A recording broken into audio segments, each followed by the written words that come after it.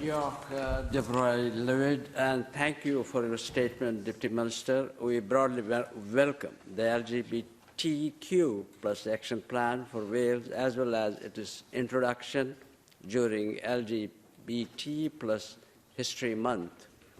We have come a long way in ensuring equality for lesbian, gay, bisexual, transgender, and queer people. The mistakes of the past, such as Section 11 of the Criminal Law Amendment, Act 1885, which saw thousands of men prosecuted in the 1950s just for loving another man. By the end of 1954, there were 1,069 homosexual men in prison in England and Wales. And high-profile figures like Alan Turing had fallen foul of these insidious laws. Thankfully, these laws are consigned to the dustbin of the history, and Alan Turing was awarded a posthumous pardon. They have been replaced by slew of equalities legislation, including a legal right to same-sex marriage. We should be proud of how far we have come to promoting LGBT rights, but there is so much more that can be done. Just this weekend, the Pope, together with the Archbishop of Canterbury, rightly condemned nations who pursued anti-gay legislation, but yet the Catholic Church still opposes same-sex marriage. We are all equal in the eyes of God, regardless of our chosen gender or whom we choose to fall in love with. Nobody should feel threatened or abused because of their sexual orientation or gender identity. This is why my party welcomed this action plan. However, Deputy Minister, I do have few concerns. Your decision to seek powers over gender recognition is chief among them. Why do you believe that this is the right approach as opposed to working together with the government across the United Kingdom to secure an approach to gender recognition which protects the right of transgender community whilst at the same time protecting the rights of all women? Deputy Minister, do you not agree that the approach pursued by the Scottish Government is fraught with pitfalls for all groups, as demonstrated by the embarrassing U-turn over the Isla Bison's debacle?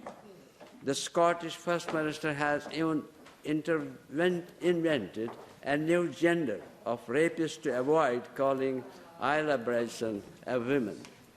I am sure that you will agree that there are real concerns from both the trans community and from those seeking to protect women's rights that need to be addressed in such a way as to protect everyone's right.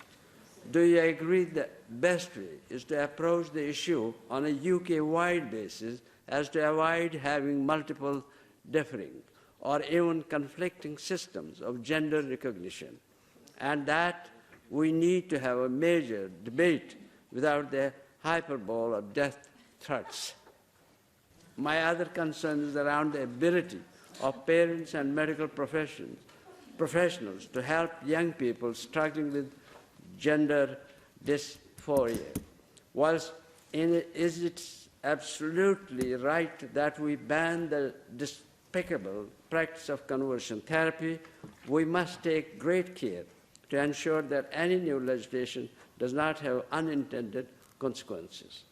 Deputy Minister, what steps will you take to ensure any new legislation does not prevent parents and medical professionals discussing a young person's concern regarding their sexuality or gender identity? Finally, Deputy Minister, whilst I welcome the commitment to ensuring that our nation of sanctuary remains inclusive of LGBTQ plus people, I do question the development of LGBTQ plus only asylum properties in Wales.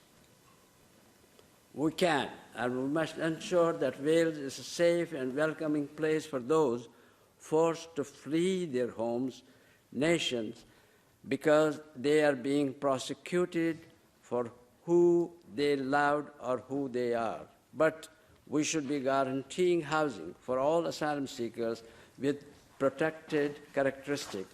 We cannot provide enough housing for those fleeing the conflict in Ukraine, many of whom will be LGBTQ+.